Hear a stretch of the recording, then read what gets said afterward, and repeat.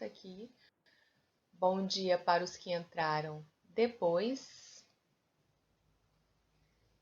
Bom dia. Nós vamos para a apostila, na página 61. Você pode acompanhar na sua própria apostila, pode acompanhar na tela aí, ou do computador ou do celular, o que quer que vocês estejam usando. Então, olha só, eu vou passando e aí é só falar qualquer coisa, é só me chamar. Questão 31, ela vai trazer um texto bem legal, e eu acho assim, foi aquilo que eu comentei com vocês em outras aulas.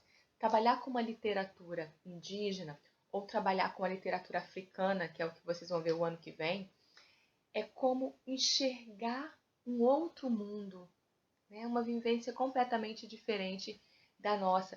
Eu estava brincando com vocês antes falando, né? Imagina você agora, você lá vivendo na tribo,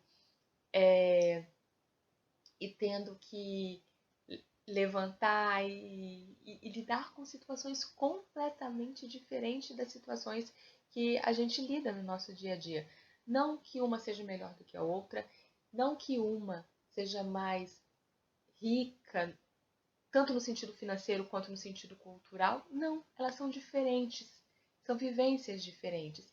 E a gente sempre cresce muito como pessoa quando a gente conhece mundos diferentes. Porque ao conhecer um outro mundo, a gente enxerga melhor o nosso próprio mundo. Não significa, óbvio, claro, que eu vou estudar literatura indígena e vou me tornar um índio, não é isso, não é assim que funciona. E não significa, inclusive, que eu tenho que gostar de absolutamente tudo. Não é isso. O que significa é que eu vou conhecer uma vivência, um grupo, uma sociedade, uma etnia completamente diferente da minha. E a partir do momento em que eu conheço o outro, diferente de quem eu sou, eu passo a entender melhor até quem eu sou. Porque reparem isso, a gente tem normalmente muita dificuldade de falar da gente mesmo. Eu acho que se eu pedir aqui para vocês se definirem, as pessoas se definem assim: eu sou um estudante, sou uma adolescente do 8º ano do Colégio Castro Alves, moro em tal bairro de tal cidade. Isso define realmente você? Ser um adolescente do 8º ano do Colégio Castro Alves de Santana define realmente quem você é? Ou apenas descreve você? É diferente. E quando a gente lida com produção de texto, quando a gente trabalha com produção de texto, o primeiro texto que a gente tem que pensar em construir somos nós mesmos. Eu vivo repetindo isso para vocês, que o pensar a redação não é só pensar o que eu vou colocar no papel. A redação está em tudo. Primeiras aulas eu não falava isso com vocês, a gente lá na sala de aula ainda, eu falava daquilo que aparece para a gente quando a gente acorda, até a última informação antes de dormir, tudo que passa pelo nosso dia é texto. Inclusive eu. Eu sou um texto quando me mostro para o outro. Então, eu quero que a gente leia esse texto dessa poética indígena, que não é uma poesia falando sobre o índio. É uma poesia feita pelo elemento indígena. Isso é o ponto principal de quando a gente estuda literatura indígena. Também retomando algo que eu já falei para vocês. O índio foi elemento da literatura em diversos momentos no Brasil. Vocês no ensino médio vão estudar o romantismo e vão estudar o período indianista, o período inteiro tendo o índio como personagem. Aqui não é isso. Aqui não é alguém falando do índio, é o índio falando dele mesmo, certo? Primeiro ponto. Então vejam, a questão 31, ela traz o seguinte: a voz dos povos indígenas expõe o drama vivido por eles. É uma maneira de colocar para o outro, de mostrar para o outro o sofrimento que eles têm, que muitas vezes a gente não tem acesso, a gente não tem essas informações, né? E vamos à leitura para ver como isso se processa. Poema 5, Brasil. Ah, Fabrícia, Brasil com letra minúscula. Se eu colocar Brasil com letra minúscula no meu texto, você vai tirar ponto? Dependendo do texto. Textos poéticos têm liberdade. Licença poética é o nome disso. Licença poética. A licença poética é a liberdade que você tem de, em um texto poético, não ser obrigado a seguir as regras estabelecidas para a escrita. Então, se você me entregar um texto poético e você escrever Brasil com letra minúscula, você não vai perder ponto por conta disso. Porém, nosso próximo assunto é uma dissertação escolar. Dissertação escolar não é um texto poético, não é. E é um texto formal que precisa seguir a norma padrão, gramática. Então, lá, se você escrever Brasil com letra minúscula, você vai perder ponto. Então, tem que saber sempre essa diferença. Eu estou escrevendo em que contexto, em que situação, beleza? Vamos ver, então, como esse índio enxerga o Brasil. O texto da Eliane Potiguara. Tem a referência aqui no final. É sempre interessante a gente ler a referência antes. Criem este hábito. Quando vocês forem ler um texto qualquer, vocês leiam a referência bibliográfica que fica lá embaixo do texto. Por quê? Essa referência bibliográfica fornece para a gente o contexto. Tá? Quem escreveu, quando, em que situação, fornece para a gente o contexto do texto. Então, criem este hábito, viu? Eliane Potiguara. O texto está disponível nesse site, então se alguém quiser mais alguns textos da Eliane, encontra nesse site. E aí, quando a gente coloca a referência bibliográfica, eu preciso colocar aqui, ó, acesso em 17 de julho de 2008. O que significa isso? Significa que o texto foi para a internet neste dia? Não. Significa que ele já estava lá e que quem montou a apostila tirou o texto lá do site da Eliane no dia 17 de julho de 2008. Por que a pessoa coloca isso? Pode acontecer de, depois disso, a Eliane ter tirado o texto do site. Pode acontecer.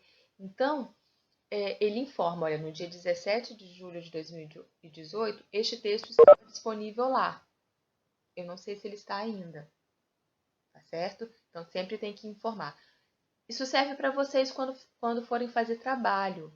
Se no trabalho de vocês citarem algum site, você tem que colocar quando você acessou aquele site, viu? Tá? Está acesso em e a data que você olhou. Isso é obrigatório em referências bibliográficas em trabalho. Em referências, tá? Vamos lá. Falei muito. Brasil. Olha o eu falando. O eu indígena falando. Que faço com a minha cara de índio? Não tenho como esconder. Não tenho como disfarçar. Tá literalmente na cara. Que faço com a minha cara de índia? E meus cabelos? E minhas rugas? E minha história? E meus segredos? Que faço com a minha cara de índia? E meus espíritos? E minha força? E meu tupã? E meus círculos?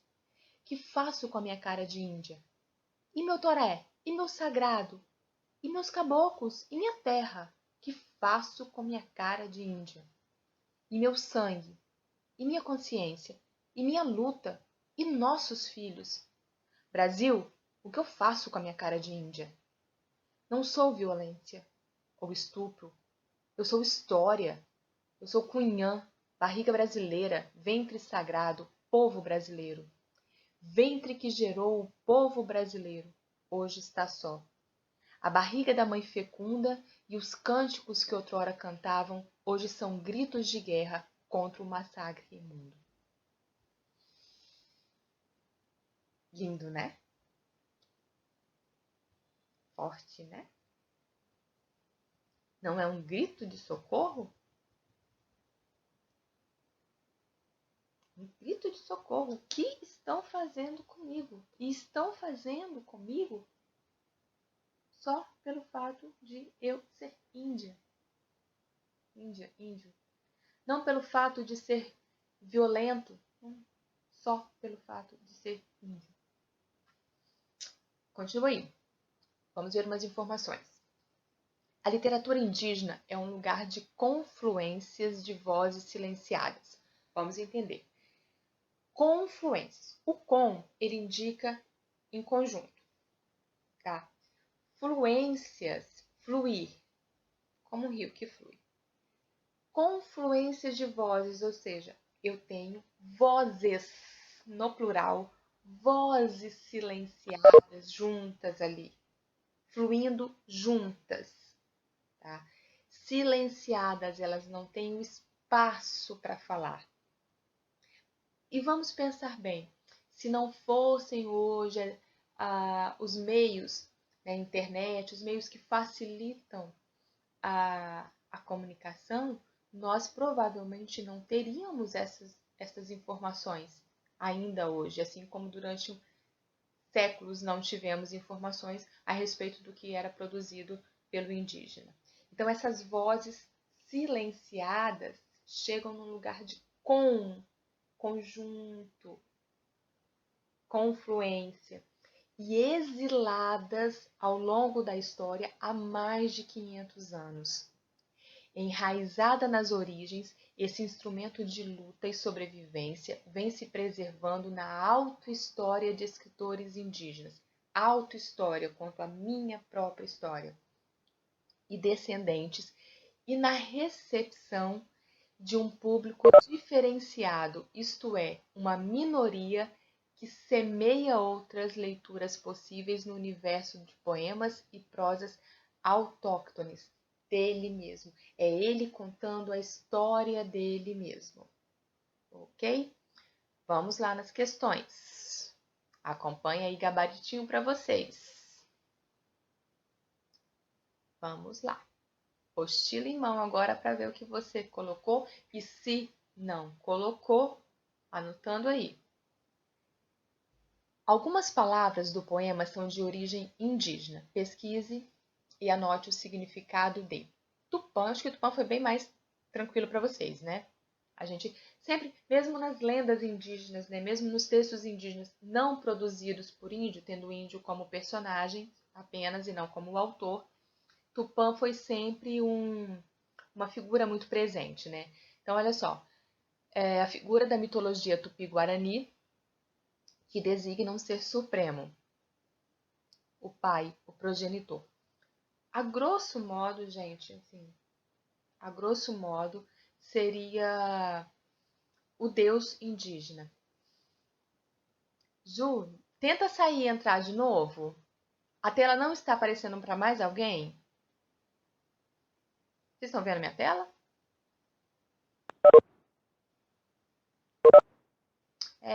Às vezes faz isso. Eu tô percebendo aqui que... Então, quem não está aparecendo... Eu acho que a conexão hoje, gente, eu tô percebendo que a conexão hoje tá bem lentinha. Eu até fechei tudo aqui para ver se amenizava, tirei tudo. Aí, quando você tiver problema, às vezes ajuda a sair e entrar de novo. Vê aí, a Júlia entrou. Vê aí, Júlia. Porque, ó, às vezes o som, a imagem, às vezes ajuda isso. Você sai e entra novamente, às vezes ajuda e melhora. Se não aparecer a tela, vai acompanhando na apostila. Eu vou sempre falando o número da questão, então, tá? Eu vou sempre falando o número da questão, que aí se você não conseguir acompanhar na tela... Júlia, apareceu agora? Então,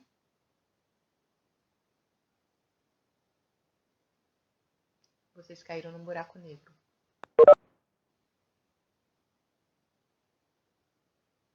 Foi. Foi o quê? Foi significa foi estou vendo ou foi eu caí num buraco negro? Foi, estou vendo. Isso que dá, Júlia, manda mensagem para a professora de redação. Que bom. Todo mundo vendo então, né? Aí se acontecer de sumir, acompanha na apostila. Falou? Vamos lá. Então, Tupã acho que foi tranquilo. Como eu falei, assim, a grosso modo, Tupã, o Deus, né, dos índios, a representação de Deus para eles. Toré, tá no verso 12, um ritual composto de dança circular acompanhada de cantos e brincadeiras. Um ritual. Nós temos nossos rituais também, né, gente? Nós temos as nossas danças. Estamos em junho, não teremos quadrilha, mas a quadrilha é uma dança circular. Então é uma dança circular, né? E cunhã é mulher. Cunhã é a forma como chamam a mulher. Reparem lá no texto, quando ele começa a falar de cunhã, ele começa a falar daquela que está gerando, né? Então é a mulher que gera. Deixa eu aproveitar, abrir uma janelinha aqui na nossa conversa, de vez em quando a gente abre janelinhas, para falar um pouco dessa coisa do indígena, inclusive na língua portuguesa, né? Eu falei isso em alguma aula atrás, só vou reforçar esse ponto um pouquinho. A língua portuguesa que nós temos hoje no Brasil, a língua portuguesa do Brasil, ela é uma língua muito misturada. Isso faz com que a gente tenha tanta diferença do português do Brasil para o português de outros lugares. São 8 países no mundo que têm a língua portuguesa como oficial. Portugal, Brasil, Angola, Guiné-Bissau, enfim, 8 países. O Brasil, ele difere muito de todos os outros países. Tá? Se a gente pega, por exemplo, o português de Cabo Verde, de Angola, a gente vai perceber que é um português próximo de Portugal e que tem as diferenças com o nosso português. Por que isso acontece? Justamente pelos grupos étnicos que aqui estavam e que chegaram, né?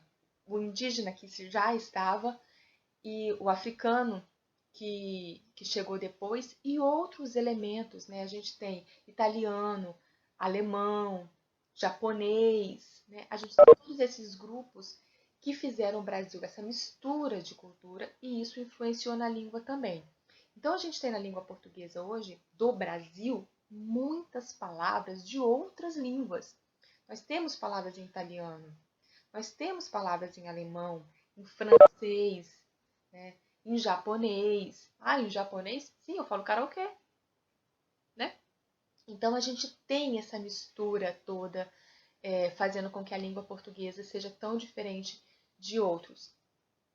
Isso acontece, realmente, isso acontece em muitas línguas. Você vê que, por exemplo, o inglês, ele tem uma diferença, o inglês americano tem uma diferença do inglês britânico justamente porque o inglês americano, ele sofreu muito mais misturas do que o britânico. Sim, é verdade. Isso acontece com todas as línguas. Com todas. O francês também, o espanhol também tem.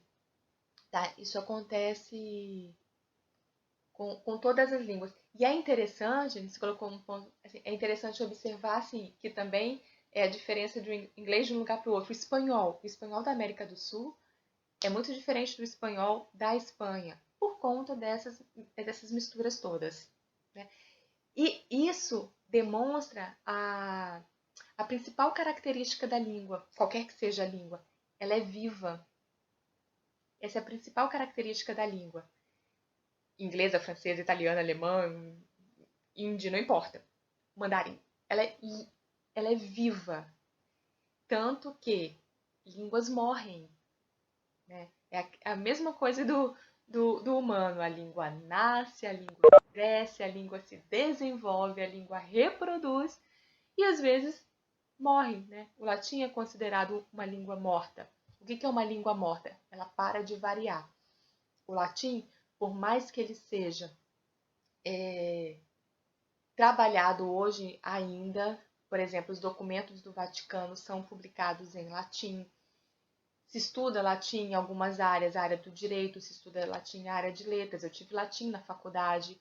A gente estuda ainda, mas o latim ele não sofre mais nenhum tipo de variação, né? Então a língua morta nesse sentido, ele não perde mais palavras, ele não ganha mais, ficou estático, tá? As outras línguas não. Enquanto o ser humano está em constante transformação, né? Olha, gente, do início do ano para cá, quantas palavras foram assimiladas ao nosso cotidiano, né? Quantas palavras relacionadas, por mais que as palavras, algumas, né, já existiam e outras mudaram de sentido, e outras, quantas palavras foram assimiladas ao nosso vocabulário só de março para cá, não é? E aí, por que isso tudo? O indígena, repare, quando em 1500 começou-se a colonização, né, vamos discutir esse processo, né? Quando os portugueses chegaram aqui, as línguas indígenas já existiam. E os índios davam nome àquilo que existia. Em 1500, o que existia? Mata, natureza, animais, frutas e tal. Quando os portugueses chegaram, o contato deles foi com a tribo Tupi, que era a tribo que ocupava o litoral. É por isso que, com frequência, a gente encontra que as palavras indígenas, o mais comum é que a gente encontre palavras de origem Tupi. Deixa eu ler aqui. Tá? Que pena. Que pena. Fala para ela, que pena, mas aí, em relação à aula, ela pode assistir depois. Eu vou colocar para vocês o link da aula, pode assistir depois. Porque realmente eu tô vendo muitas pessoas estão entrando e saindo. A internet está bem instável hoje. Eu tenho percebido aqui que muita gente entra e sai. Infelizmente. Então, mas em relação à aula, eu passo o link depois, tá bom? Olha só. Então vejam que a gente já usava. A gente tem aqui capixaba é palavra indígena, mochuara é palavra indígena, né? Aqui no Espírito Santo a gente tem nomes, muitas cidades com nomes indígenas, muitas cidades.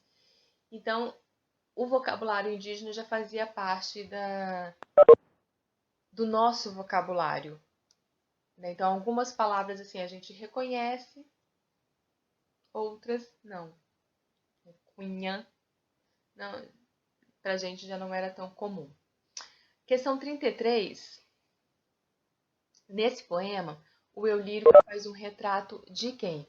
Quem é eu lírico? Eu lírico é a voz que fala no poema. Eu tenho como afirmar que quem está falando ali no poema é a Eliane, a autora? Não. A vida dela pode ter influenciado, mas o eu lírico é a voz que está falando no poema.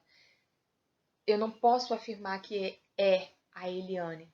Tanto é que, às vezes, o autor de um texto é masculino, mas o eu lírico é feminino. Chico Buarque, autor brasileiro, ficou muito conhecido por, nas músicas dele, o eu lírico ser feminino. Então ele falava com a voz da mulher, com o pensamento da mulher. Tá? O eu lírico é aquele ser criado para falar no poema. O eu lírico aqui é um personagem indígena, não necessariamente a Eliane, mas uma mulher indígena. Tá? Não é, por exemplo, um branco português falando no poema. O eu lírico faz o retrato de uma mulher indígena. Ok? Questão 34. Observe que os quartetos que compõem este autorretrato começam com a conjunção e. O que mais poderia ser acrescentado a essa descrição? Crie um quarteto cujos versos iniciam com essa conjunção, acrescentando elementos que descrevem os indígenas. Compartilhe sua produção com os colegas e o professor. Vamos pensar aqui, quem quiser pode ir escrevendo aí no chat. Brasil Com a minha cara de Índia e o quê? Posso falar? Eu não tô conseguindo entender, não. Pode falar. Quem foi que pediu pra falar? Eu me perdi aqui. Tá me ouvindo? Agora eu tô.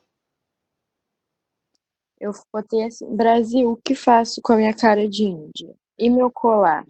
E minhas pinturas? E meu povo? E meus costumes? Muito bom.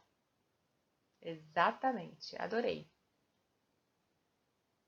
Adorei. Mas vamos pensar. Alguém mais?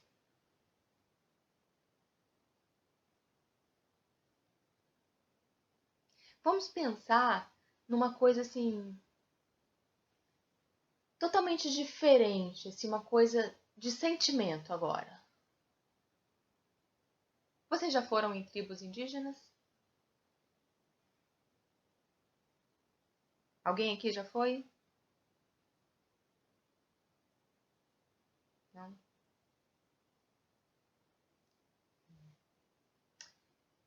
É como eu falei, é interessante para a gente ver uma realidade diferente da nossa, né? Óbvio, existem tribos e tribos. Existem tribos que já você encontra até tecnologia, né? Porque às vezes é tão foge tanto, né, o que a gente imagina de uma tribo, né? Uma tribo, vai ter TV, vai ter internet, vai ter celular. Nós não temos. Em 1500 o homem branco também não tinha nada disso. Em 1500 os portugueses que chegaram aqui, não chegaram aqui perdidos justamente porque não tinha tecnologia? Perdidos, né? Vamos acreditar que chegaram aqui perdidos, né? Porque não tinha tecnologia e não dava nem para mandar um WhatsApp lá para o rei de Portugal para avisar: ei, cheguei. Se nós, brancos, mudamos, a gente também não pode querer que o elemento indígena fique vivendo como em 1500. Ele pode ter a mudança dele também. Mas, paralelo a isso, a gente tem também. Existem tribos na Amazônia até hoje que eles sequer se comunicam em português. Existe isso ainda. Tá? Na Amazônia existem tribos ainda que eles não se comunicam em português. Na época do meu mestrado eu tive um professor que a pesquisa dele é sobre línguas indígenas. E ele vai então constantemente para uma tribo que fica no Acre. Fica no Acre. Gente, ele chega, olha que loucura, assim, ele mora em Alagoas. E ele pega um avião e vai até a capital, Rio Branco. Aí lá ele pega um barco e ele fica dias num barco. Quando eu falo dias, é tipo de 15 a 20 dias num barco, não são 2 diazinhos, de 15 a 20 dias, para chegar nessa tribo em que eles não falam português e, e ele fica ali registrando, porque ele está fazendo um trabalho de registrar aquela língua indígena daquela tribo específica.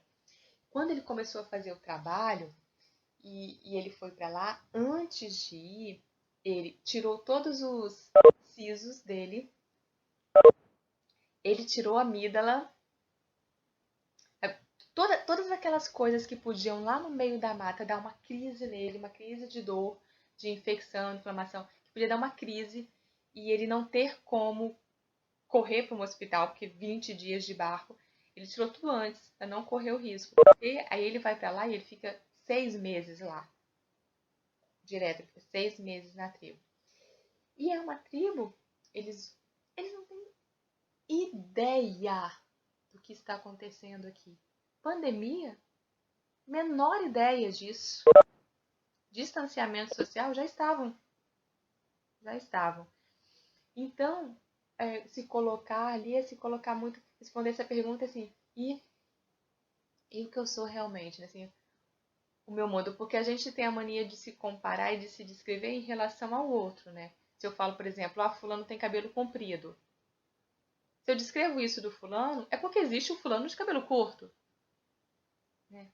Mas o elemento indígena não tem esses referenciais, né? Ele não tem esses referenciais.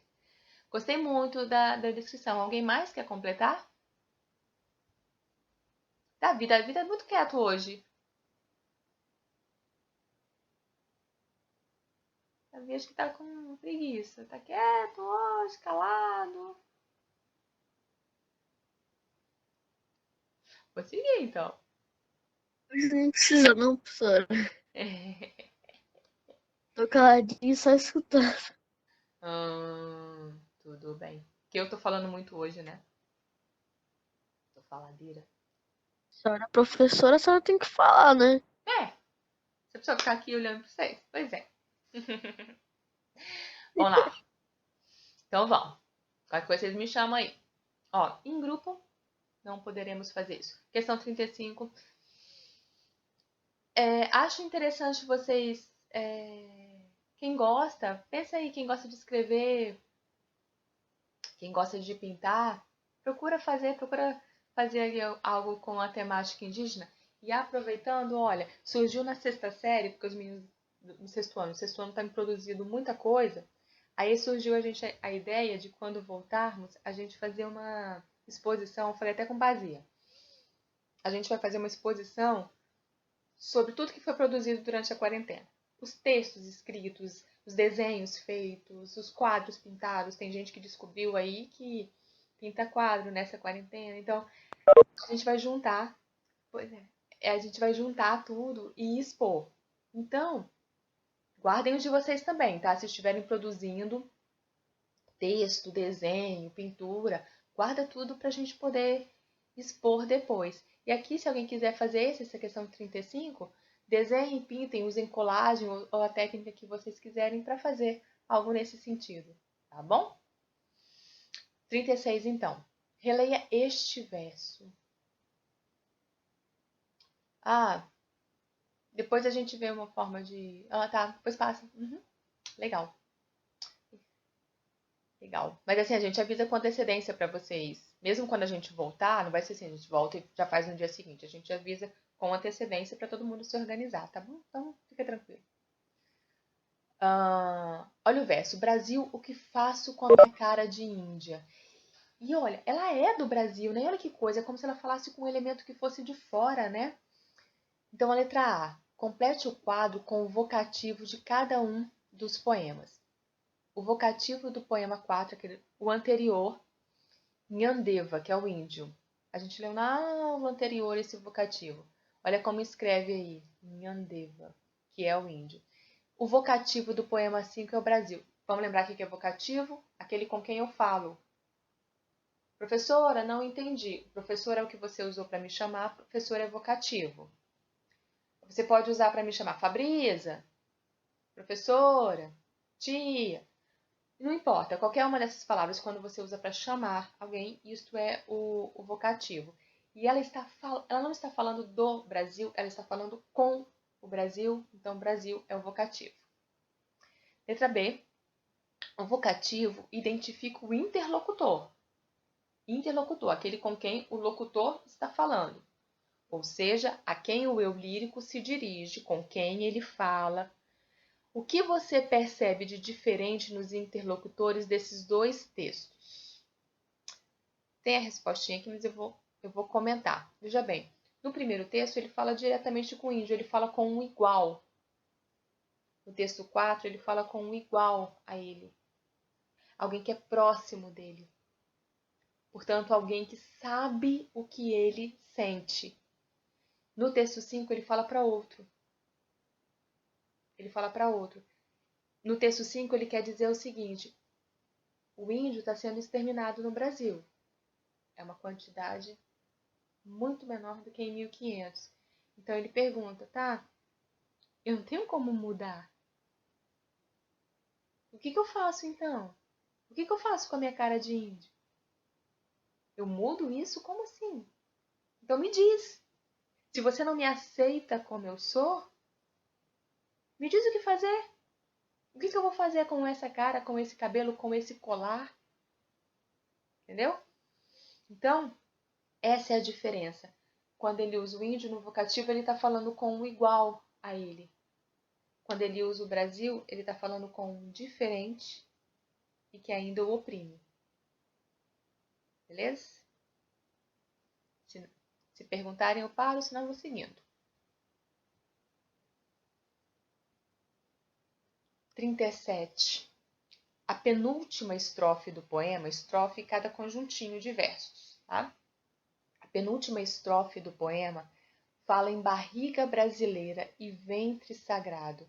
Com que palavras essa ideia é retomada na última estrofe do poema? Ventre que gerou o povo brasileiro, barriga da mãe fecunda. Direto, é só citar o do texto. Coloquem entre aspas, tá bem? Escrevam ventre que gerou o povo brasileiro e a barriga da mãe fecunda, e lembrem sempre de colocar entre aspas. Sempre que você tirar um trecho do texto e copiar na sua resposta, coloque isso entre aspas, para indicar que o texto não é seu, você tirou de outro, tá bom? A barriga, né, aqui gera, então ela quer dizer o seguinte: nós participamos, nós somos o ventre que gerou o povo brasileiro. Somos o ventre que gerou o povo brasileiro. Uma curiosidade aqui para vocês, inclusive, em alguma outra aula aí eu citei sobre o livro Iracema, que é do José de Alencar, que é do modernismo, aquele período que eu falei. Não é o índio escrevendo, mas é o autor escrevendo sobre o índio. Iracema é uma das principais obras da literatura brasileira. O autor começa o texto descrevendo a Virgem dos Lábios de Mel, do cabelo mais negro do que a asa da graúna. Ele começa o texto assim. E a palavra Iracema, que é o nome da Índia, depois vocês escrevam no papel aí e confiram.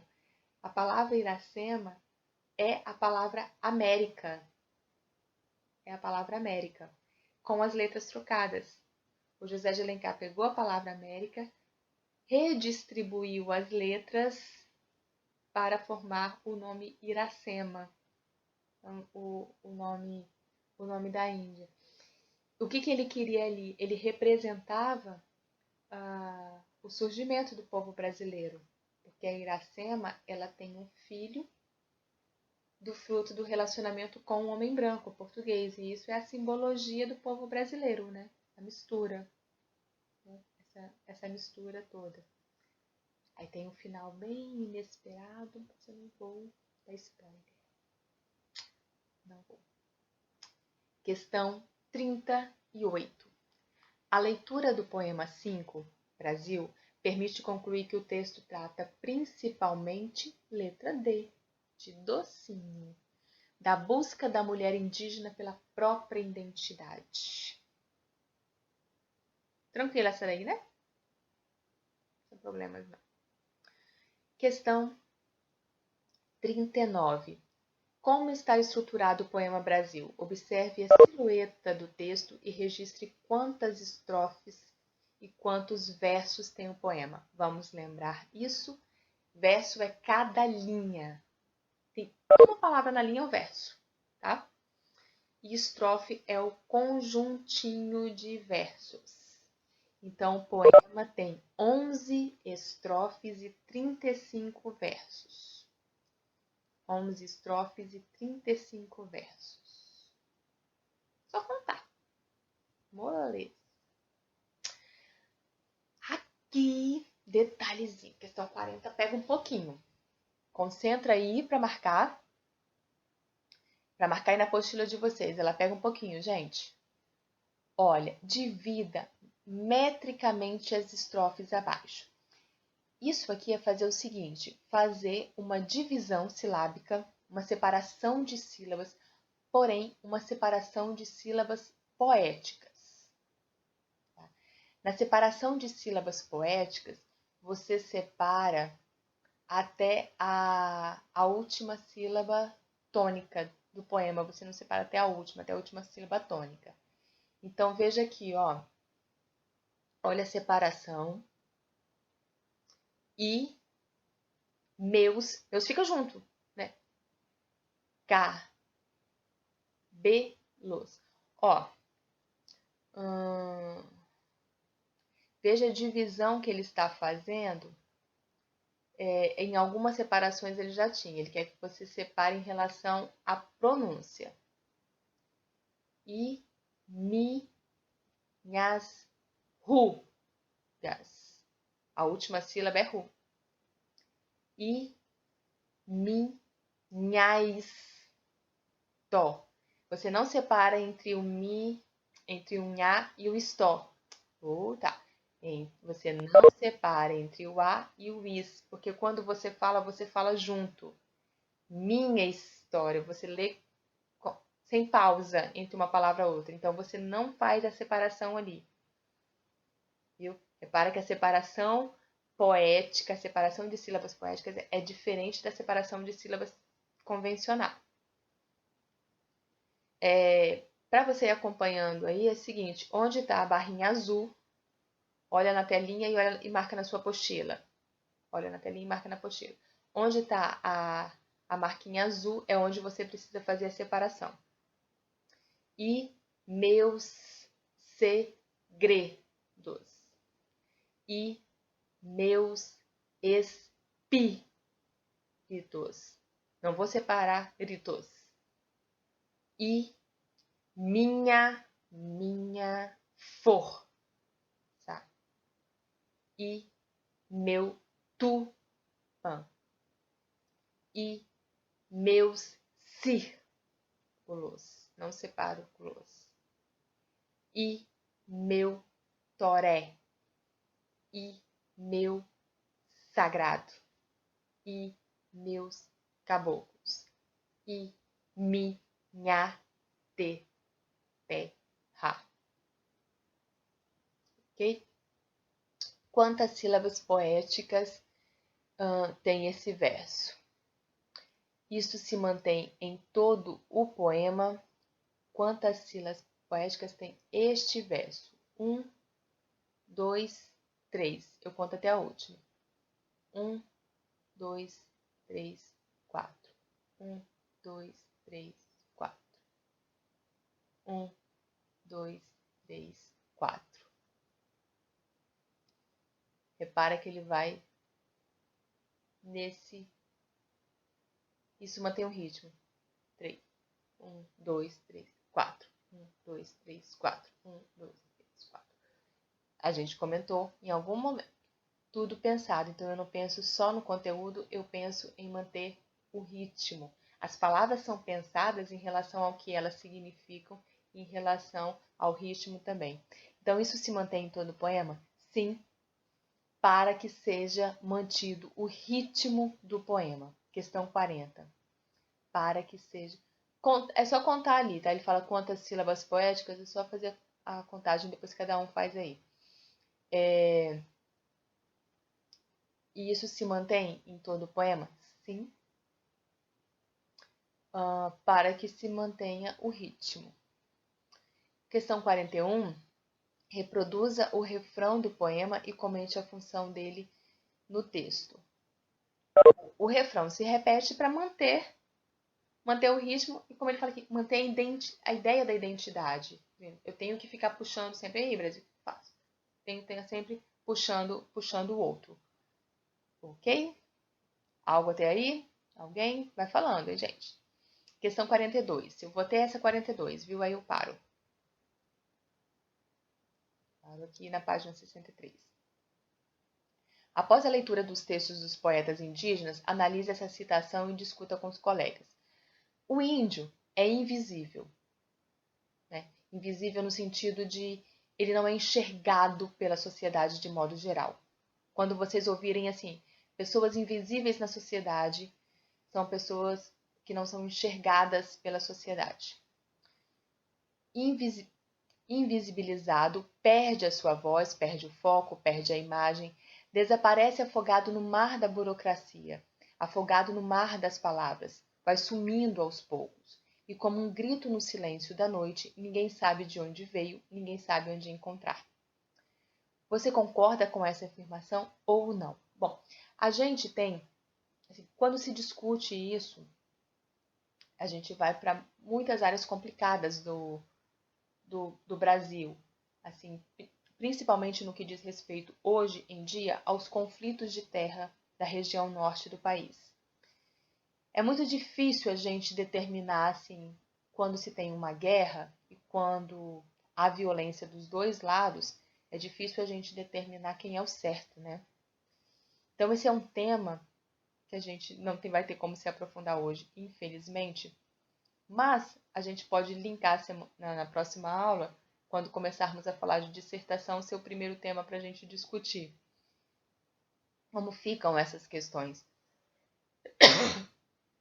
Quem está certo? Existe alguém certo? Será que a gente pode falar que no caso de violência existe alguém certo?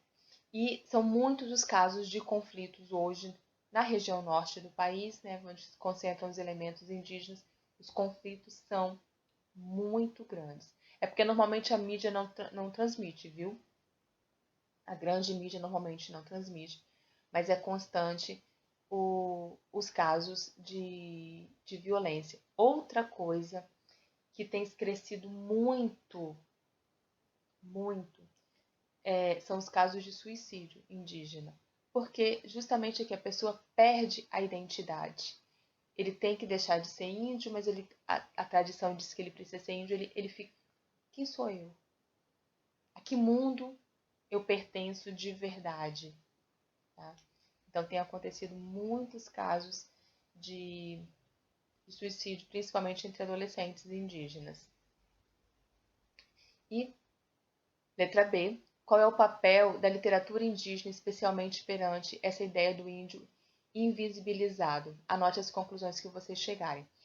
A gente vai fazer o seguinte, essa questão 42, mais à frente a gente vai desmembrar ela no nosso próximo gênero textual, que é a dissertação.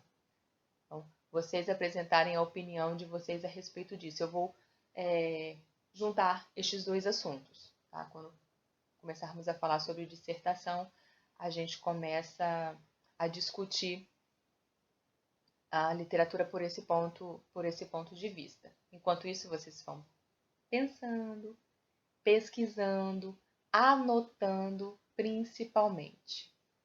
Tá certo? Então, meninos, hoje eu não tenho como ficar um tempinho maior com vocês após a aula, como às vezes eu fico, porque eu tenho a segunda série agora. De qualquer forma, muito obrigada pela presença de vocês, muito obrigada pela participação. Foi uma delícia. Bom final de semana para vocês. Descansem, se cuidem. Beijo, até a próxima. Qualquer coisa, mensagem para mim lá. Certo? Até mais. Tchau, tchau. Fabrício, boa aula lá na segunda série para você. Obrigada pelo apoio aí,